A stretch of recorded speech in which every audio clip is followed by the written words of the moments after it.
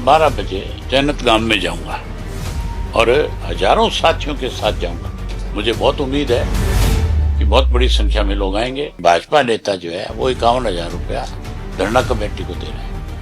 आप एक तरफ तो धरना कमेटी को पैसा दे रहे हो, उस धरने को समर्थन कर रहे हो, और दूसरी तरफ तुम कहते हो कि वहां राजनीति हो रही। राजनीति शुरू किसने करी? पैसे देकर के आप लोगों ने करी। मुख्यमंत्री बुलाता है 11 मेंबर की कमेटी, फिर मुख्यमंत्री ने क्यों बुलाए? हम हर साल 25 तारीख को 25 सितंबर को चौधरी देवीलाल जी के जन्मदिन को सम्मान दिवस के रूप में मनाते हैं, और उसके लिए हम पहले हमारे पार्टी के सारे साथियों से प्रदेश कार्यकारिणी की, राष्ट्रीय कार्यकारिणी की बैठक बुला करके उसमें फैसला लेते हैं कि अब की बार कहाँ किया जाएगा। उसके लिए हमने 5 तारीख को मीटिंग बुलाई है हिसार में। 5 तारीख की उस मीटिंग से पहले, उसका टाइम तो 2 बजे का निर्धारित है, मैं पहले 12 बजे जन्नत गांव में जाऊंगा और हजारों साथियों के साथ जाऊंगा। मैं अपनी पार्टी के लोगों को आपके माध्यम से ये मैसेज दे रहा हूं आज कि जैसे ही आप आज इस मेरे मैसेज को पढ़ें, जैसे आप इसको देखें, आप भी सब लोग उन लोगों के साथ इंसाफ हो जो सरकार उनके साथ ज्यादती कर रही है। हमें हर हालत में उनके साथ न्याय हो, इसके लिए जाकर के उनको सहयोग और समर्थन करना है। इसलिए ज्यादा से ज्यादा बड़ी संख्या में लोग आए। मुझे बहुत उम्मीद है कि बहुत बड़ी संख्या में लोग आएंगे और हम जाकर के जब समर्थन दे करके आएंगे। समर्थन तो हमारा पहले से है, लेकिन अब उन्होंने मुझे विशेष रूप से बुलाया कि आप एक बार और आओ। तो मैं सरकार से भी आपके माध्यम से कहना चाहता हूं कि आपको ये जो जिद आपने पकड़ रखी है, इसको छोड़ करके गांव के लोगों को पानी देना चाहिए। लेकिन इनकी नीयत में बहुत बड़ा खोट है। ये इस पे राजनीति कर रहे हैं। बयान तो देते हैं कि राजनीतिक दल जो है, जो विपक्ष जो है, वो राजनीति कर रहे हैं। विपक्ष तो जब कोई सरकार गलत निर्णय लेती है तो उसका विरोध करता है, और ये विरोध विपक्ष ने नहीं किया था। ये गांव के लोगों का फैसला था कि हमारे साथ अन्याय हो रहा है।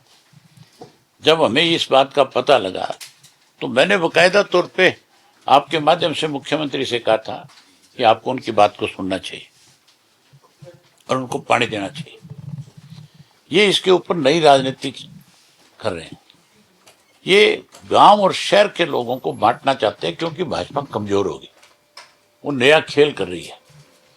इनको ये पता नहीं है जो तुम ये भाषा बोल रहे हो शहर और गांव की। शहरों के अंदर भी जितने लोग हैं उनमें 90% लोग गांव से जाकर के बसे हुए हैं। आज हर व्यक्ति इस बात को जानता है। हम कोई इस बात के खिलाफ थोड़ी हैं कि वहां पानी ना मिले। हम कहते हैं पानी दो, भरपूर पानी दो।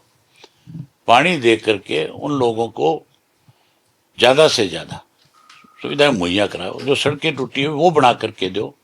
जहाँ स्कूलों में टीचर्स की कमी है उसको पूरा करो। हॉस्पिटल में डॉक्टर्स की कमी है उसको पूरा करो। बजाय ये दरबार बनाने के, बड़े बड़े गेट बना करके उन पे करोड़ों करोड़ों रुपया खर्च करके कमीशन के रूप में पैसा खाना बंद करो और विकास के काम कराओ। पानी जितनी जरूरत शहर के एक व्यक्ति को है, उतनी जरूरत गांव के भी एक व्यक्ति, हर व्यक्ति को ही पानी की जरूरत है। आज पानी किसान के लिए तो बहुत अहम रखने वाली चीज है। खेत में पानी नहीं जाएगा, पीने का पानी नहीं मिलेगा। मान के चलो आज अगर केमिकल वाटर पियोगे तो उससे बीमारियां बढ़ेगी। इसलिए हर व्यक्ति चाहता है कि मुझे नहर से जो पानी आ रहा है वो मिले, और वो सरकार की जिम्मेवारी है, उसको देना चाहिए। हम समर्थन दे करके आएंगे, खुल करके कह करके आएंगे, और ये लोगों को बता करके आएंगे कि ये लड़ाई जो है बीजेपी जानबूझ करके तुम्हें परेशान करके अपनी कोई राजनीतिक रोटियां सेकने के प्रयास में है। ये सब कह रहे हैं कि राजनीति जो है दूसरे दल या फिर वहाँ के लोकल नेता जो है वो कर रहे हैं। भाई लोकल जब आप कहते हो राजनीति कर रहे हैं, इनसे पूछो मुख्यमंत्री से कि सबसे पहले जब मैं गया वहां पे, जब लोगों धरने पे बैठे थे, और मुझे जब पता लगा तो मैंने कहा भी मैं भी आपके पास आऊंगा, सारी समस्या को समझने की बात करूंगा और सरकार से आपके बारे में बात भी करूंगा। उस दिन जब मैं गया हूं तो मेरे जाने से पहले एक भाजपा का नेता आया हुआ था, राजकुमार यादव नाम का, जो टिकटार थी, वही था, टिकट भी मांग रहा था आंखी से। उसने मेरे जाने से बाद 51,000 रुपया उस धरने को दिया, कमेटी को दिया, और अपना नाम बुलवाया कि भाजपा नेता जो है वो 51,000 रुपया धरना कमेटी को दे रहा है। आप एक तरफ तो धरना कमेटी को पैसा दे रहे हो, उस धरने को समर्थन कर रहे हो, और दूसरी तरफ तुम कहते हो कि वहां राजनीति हो रही। राजनीति शुरू किसने करी? पैसे देकर के आप लोगों ने करी। शुरुआत तो आपकी खुद की है। फिर इस पे ब्याणा का जो बयान आता है, जो मंत्री का बयान आता है, जब वो ये कहते हैं कि हम उसके अंदर टी नहीं दे सकते, उसके बाद टी लगाई जाती है। उससे पहले मुख्यमंत्री बुलाता है 11 मेंबर की कमेटी को। फिर मुख्यमंत्री ने क्यों बुलाए? क्या जरूरत थी? जब तेरा एक फैसला था तेरी सरकार का कि तैने उसमें से देना ही नहीं पानी, तो फिर तैने बुलाए क्यों? तेरा बुलाने का मकसद क्या था? लोगों को सेटिस्फाई करना है तो उसका रास्ता क्या था? टी क्यों लगाई? जब टी लगा दी गई तो फिर उस टी को उखाड़ा क्यों गया? और जब उखाड़ा, और ये कहा भी ये तो अज्ञात लोगों ने लगाई है, तो उनके नाम क्यों नहीं बता रहे? कौन अज्ञात लोग थे?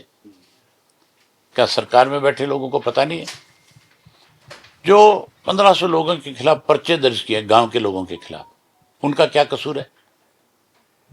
उन्होंने कौन सा जाकर के वहां पंचर किया था?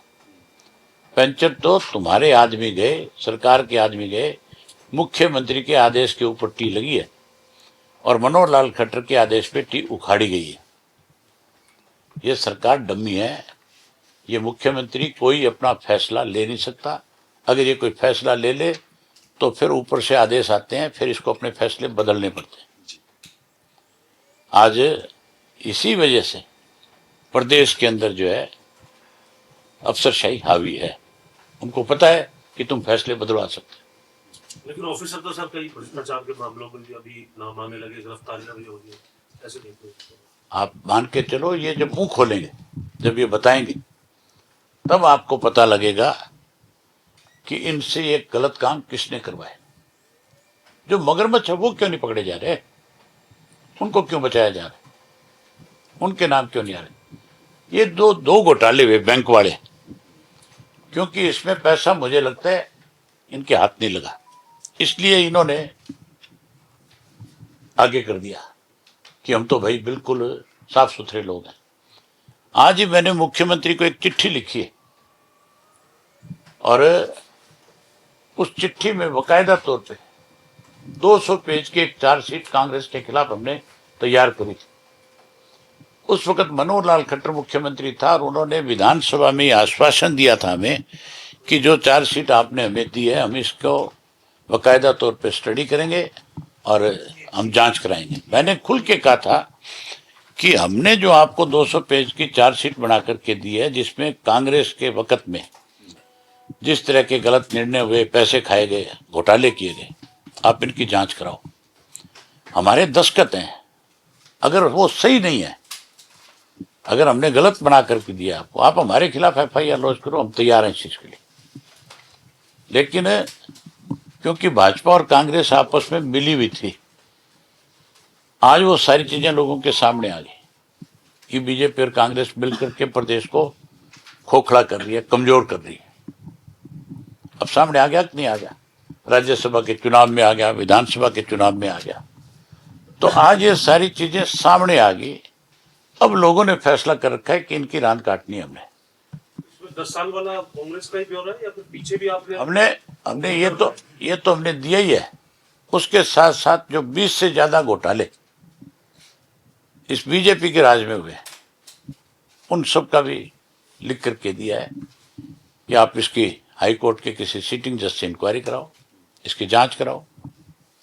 और केवल इसकी जांच नहीं, जो पकड़े गए थे, जो सीडी कांड हुआ था, जिसको ये कांड कहते हैं, कांड नहीं था, वो सच्चाई थी, उसको भी आप पैरवी करो और उन लोगों के खिलाफ भी कार्रवाई करो।